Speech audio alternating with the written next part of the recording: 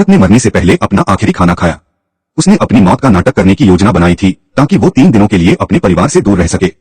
अपनी मौत के सामने उसके परिवार को कोई दुख नहीं हुआ, लेकिन फेला इस पल की बहुत पहले से तैयारी कर रही थी।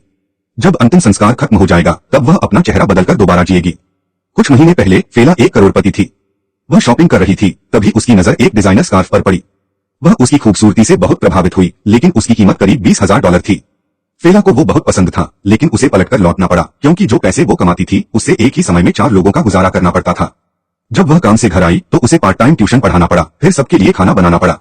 हर दिन इस समय उसके बच्चे उससे पैसे मांगते पर था। उसने एक कुकी उठाकर खाने की कोशिश की, तभी डोरबेल बजी और वो कुकी उसके गले में फंस गई। वह सांस नहीं ले पा रही थी। उसकी परवाह करने वाला कोई नहीं था। वह नल के पास गई और खुद की छाती पर मुक्के मारने लगी ताकि सांस आ सके। उसने देखा कि उसके रिश्तेदार हंस रहे हैं और बात कर रहे हैं।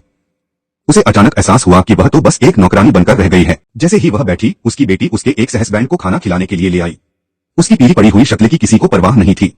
फेला को समझ आ गया कि वो इतने सालों से अपने बच्चों के जरिए अपने एक सहस्बैंड को, तभी उसकी प्रेग्नेंट बेटी उससे मदद मांगने आ गई। वह मना नहीं कर सकी। उसे अपनी बेटी की जगह मीटिंग में जाना पड़ा। उस वर्कशॉप का विषय था चिंता से कैसे छुटकारा पाए। फेला दूर बैठकर चर्चा सुन रही थी।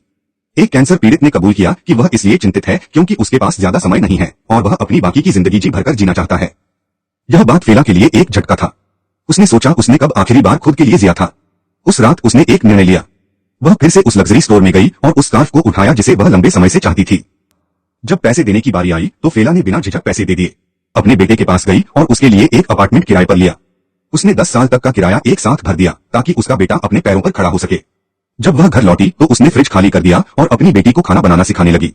जब सब कुछ व्यवस्थित हो गया तो फेला आखिरकार अपनी झूठी टर्मिनल बीमारी की कहानी गढ़ सकी।